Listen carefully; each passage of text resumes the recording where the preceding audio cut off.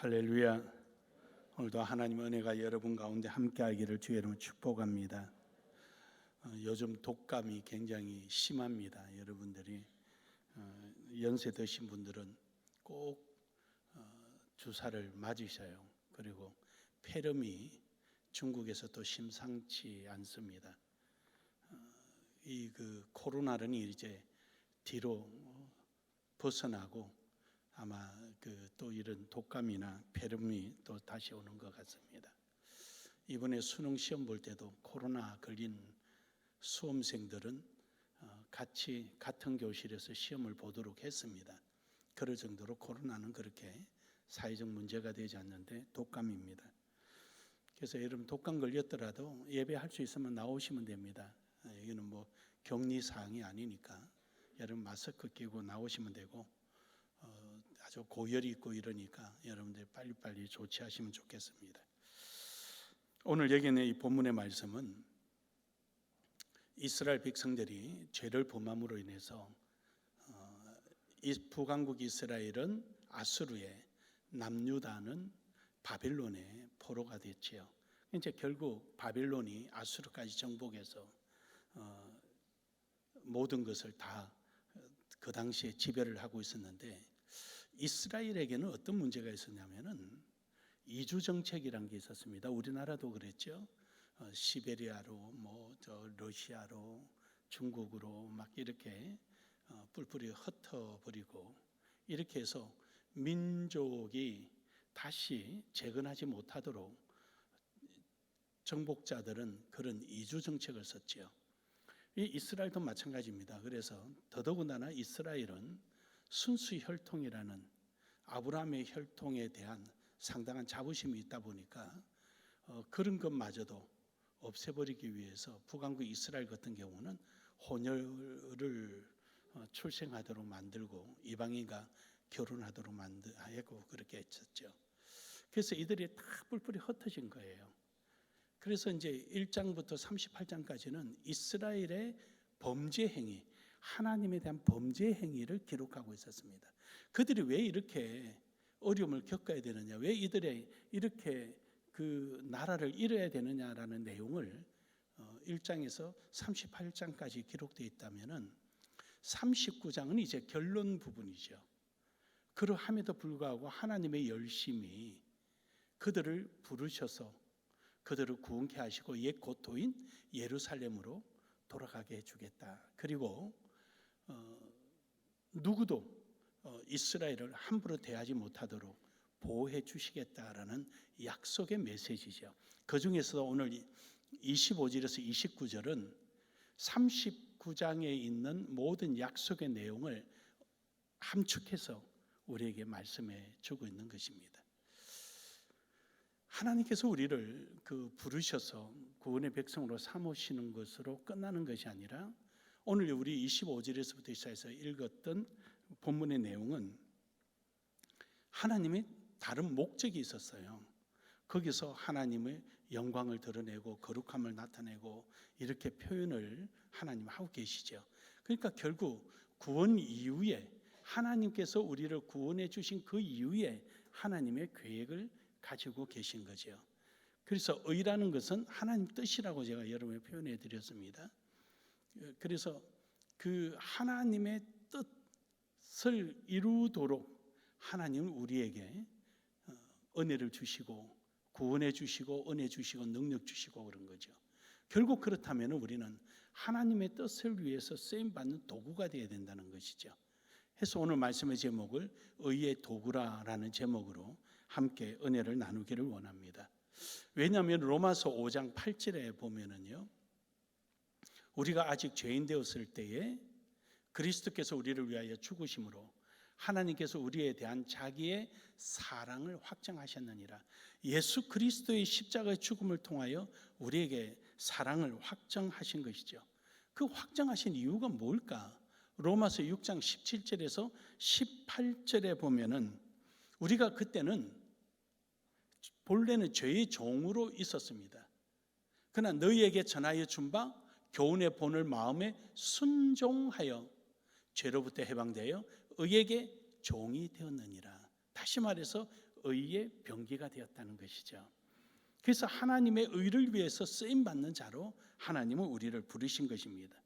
해서 로마서 6장 13절에서도 보면은 또한 너희 지체를 불의의 무기로 죄에 내주지 말고 오직 너희 자신을 죽은 자 가운데서 다시 살아난 자 같이 하나님께 드리며 너희 지체를 의의 무기로 하나님께 드려라. 할렐루야. 그래서 우리는 의의 도구에 하나님의 뜻을 위해서 쓰임 받는 거죠. 그래서 너희는 세상의 소금이요. 그 소금은 여러분에게 절대성이라고 말씀해 드렸잖아요. 절대성. 그래요. 하나님께서는 여러분과 저를 택하셔서 하나님의 뜻을 이 세상에 드러내시고자 하는 거죠. 그것이 이제 하나님께서 그 뜻을 여러분과 저를 택하여 주신 거예요. 그리고 빛처럼 우리가 적극적인 순종의 삶을 통하여서 하나님의 뜻을 이 세상에 밝혀 드러내는 것입니다. 그러므로 여러분, 오늘 여러분과 저는 의의 도구로서 하나님 앞에 귀하게 쓰임 받기를 다시 한번 주의 이름으로 축복합니다. 그렇다면 첫 번째로 의의 도구는 거룩성을 가지고 있습니다. 하나님의 거룩성을 가지고 있다는 것이죠. 하나님께서 여러분과 저를 택하여 주심으로 우리를 거룩다 하시는 거죠. 거룩이란 말은 구별되어 떼어놓다라는 거죠. 그러니까 우리가 똑같이 이 세상 가운데 직장도 가고 생활도 하고 다 하지만 우리는 이 세상과 구별되어 있는 자들이에요. 그래서 우리가 잠시 머물고 있을 수는 있지만 예를 들면은 우리가 어느 큰 환성하는 환성역에 사람들이 거기서 내려서 차를 환성하느라고 내려서 잠시 휴식도 하고 밥도 먹고 뭐도 하고 다 하지만 가야 할 목적지는 다르다는 것입니다. 우리는 구별되어 있는 사람들이에요. 그래서 하나님께서 내가 거룩하니 너희도 거룩해라 라고 우리에게 말씀하신 거죠.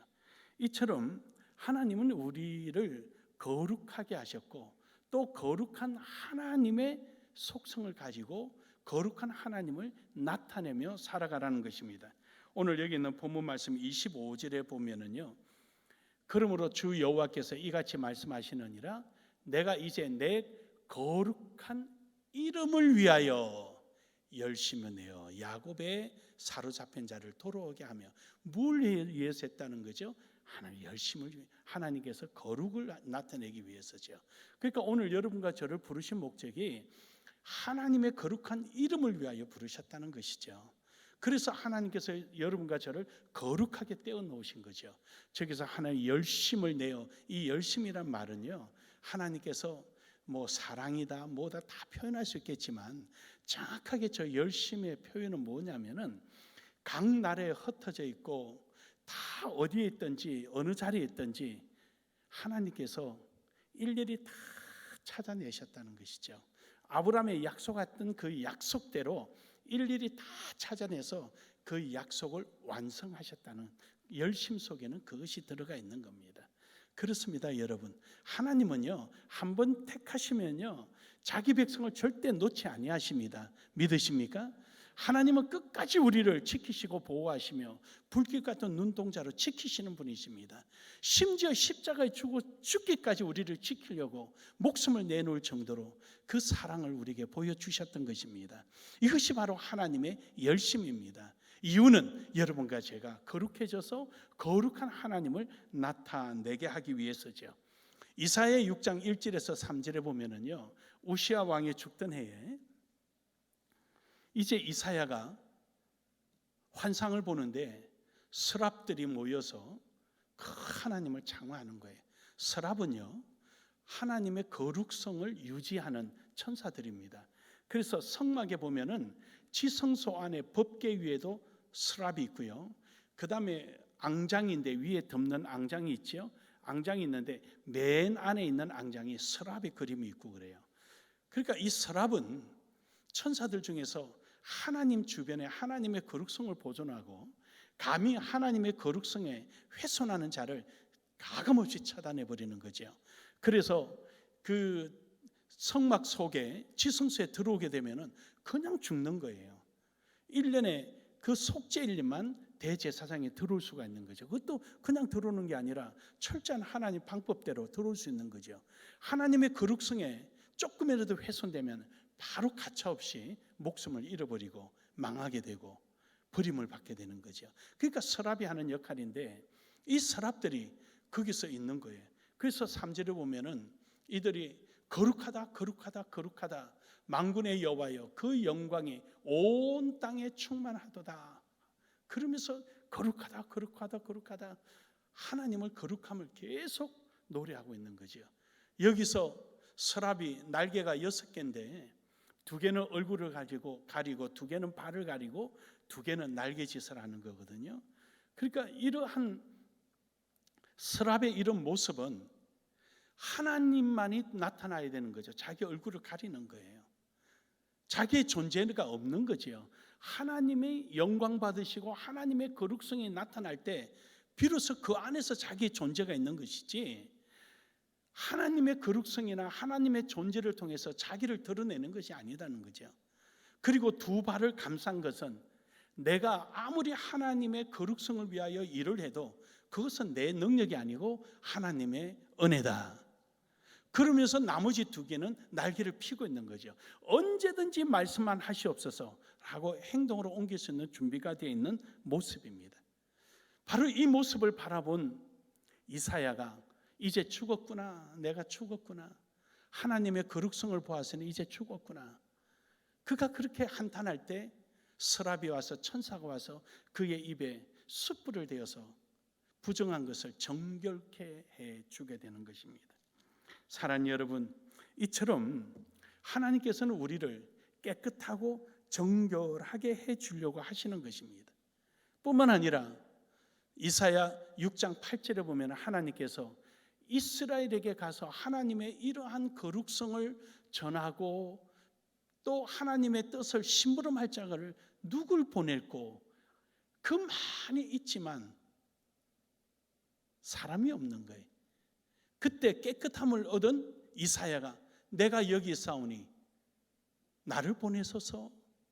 그럼요, 여러분, 우리는 하나님 앞에 거룩함을 입었다면은 우리는 또 거룩함에 구별이 됐다면은 하나님의 영광을 위하여 그 거룩함을 위하여 나아가야 되기를 주의 이름으로 축복합니다.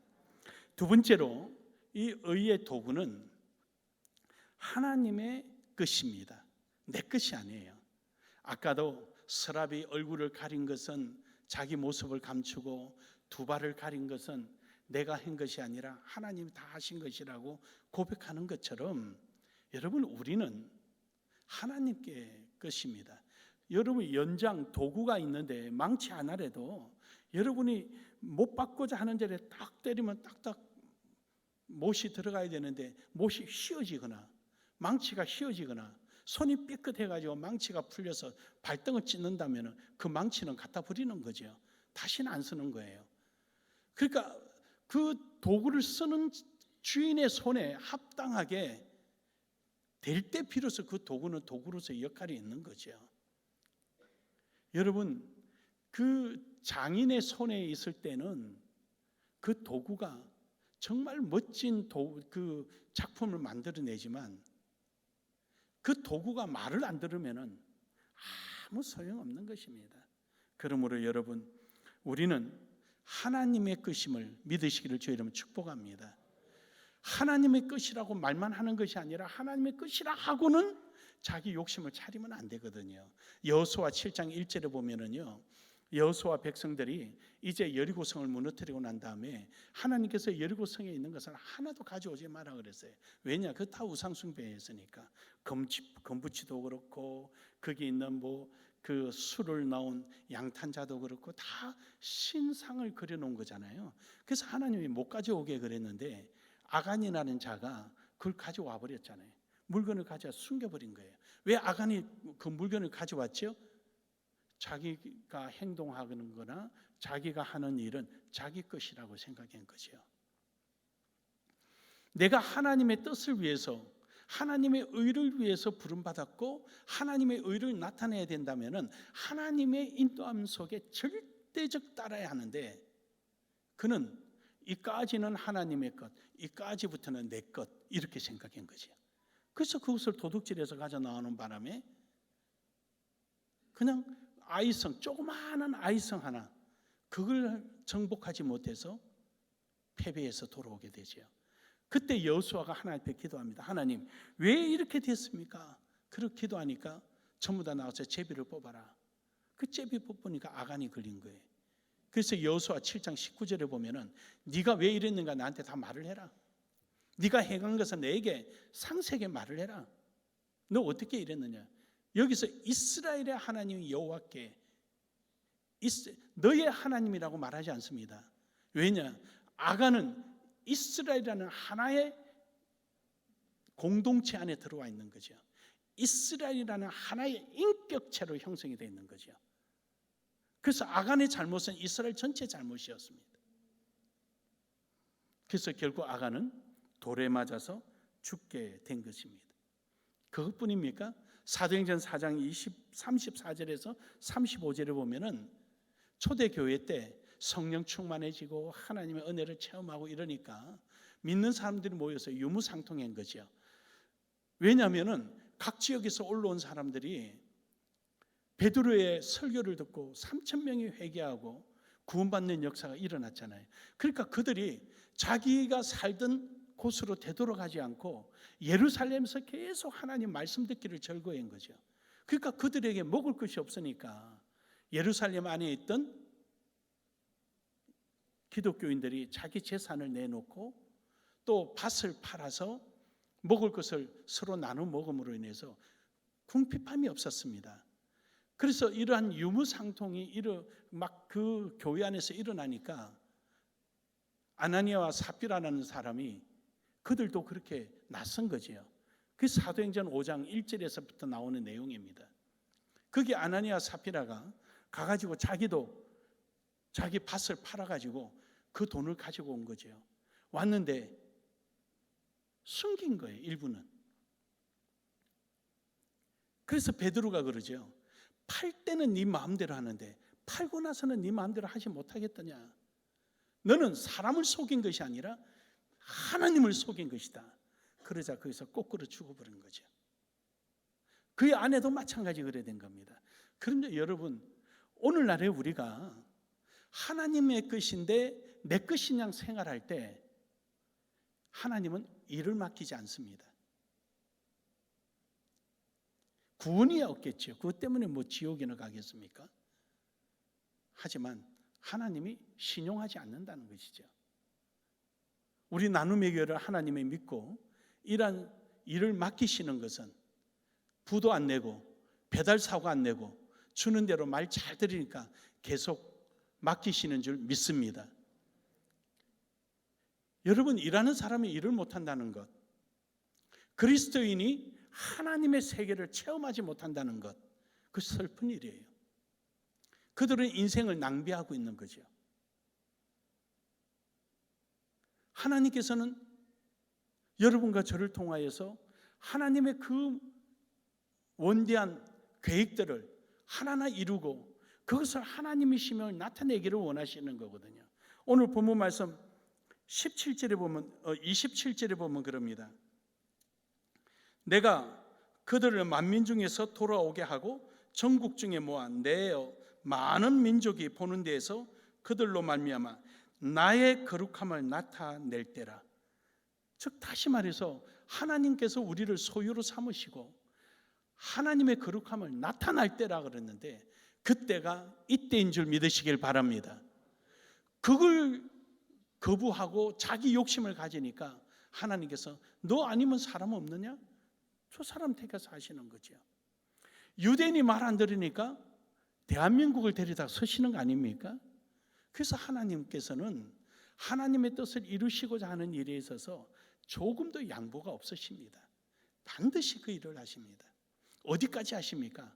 하나님이 일을 이루시는 데는 아들마저도 포기하면서 그 일을 이루시는 분이십니다. 할렐루야. 우리에게도 마찬가지입니다. 하나님께서 이루시고자 하는 일은 절대 포기하지 않습니다. 거기에 우리가 쓰임 받을 때 우리가 하나님 앞에 영광이 되고 우리에게는 큰 기쁨이요 감사가 되는 거죠. 사랑하는 여러분, 오늘도 우리는 하나님 뜻 안에서 이루어지는 여러분 되기를 주의 이름으로 축복합니다. 마지막 세 번째로는 하나님께 감사하며 순종하자. 쓰임 받음에 대해서 감사가 있어야 되는 겁니다.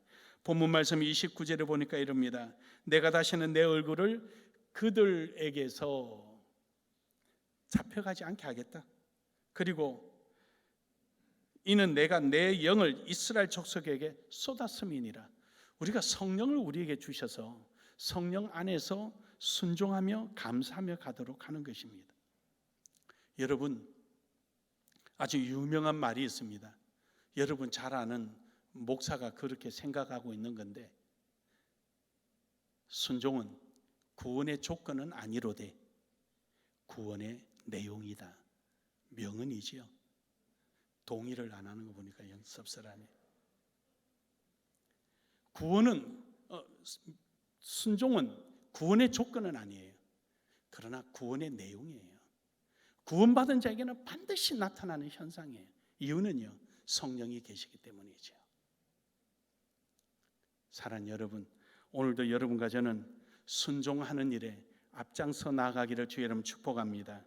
시편 119편 133절에 보면은 나의 발걸음을 주의 말씀에 굳게 세우시고, 저 말씀을요 여러분에게 쉽게 표현할게요. 순종이란 내 마음이 하나님에게 뜻과 함께 할 때 불편함이 없는 것이 순종입니다. 그래서 오늘 여기 133편의 말씀처럼 나의 행보를 주의 말씀에 굳게 세우시고, 그러니까 나의 마음이 하나님과의 올바른 관계를 형성하고 있는 걸 말하는 거예요. 여러분의 마음이 하나님과 올바른 관계가 형성되기를 주의 이름으로 축복합니다.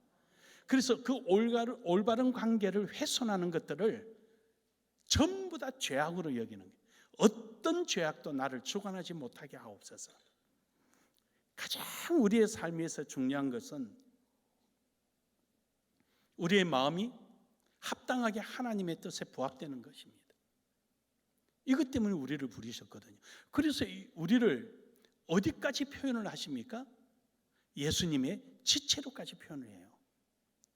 여러분, 지체로서 그 역할을 하지 못할 때는 그 지체가 불편해지는 거고 몸 전체가 불편해지는 겁니다.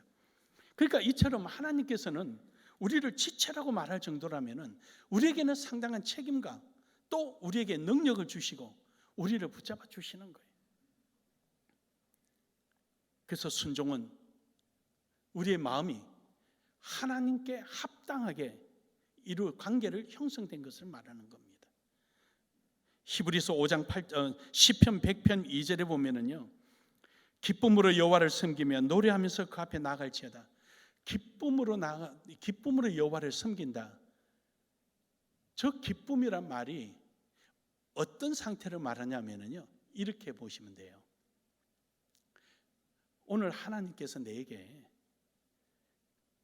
아주 특별한 일을 맡기려고 하는데 하나님께서 누굴 부를까 이래 보는 중에 있어요. 모두가 자기를 불러주기를 바라는 거죠. 근데 아무개 이리 오너라 하면 예 하고 탁 뛰쳐나가는 거예요. 이게 신약에 어디에 표현이 되어 있냐면은 바디메오가 있는 바디메오가 주가 너를 오라 하신다니까 벌떡 스프링을 누르고 있다가 손을 놓으니까 탁 튀어오르듯이 그냥 튀어오르는 거죠. 그런 것처럼 기쁨으로 여호와를 섬기며 많은 사람인데 내 이름 부르니까 당첨이다 하고 다 튀어나오는 거예요. 이번에 총여전도에 제비를 뽑을 때 인상을 쓰는지 당첨이다 하는지 내가 볼 거예요.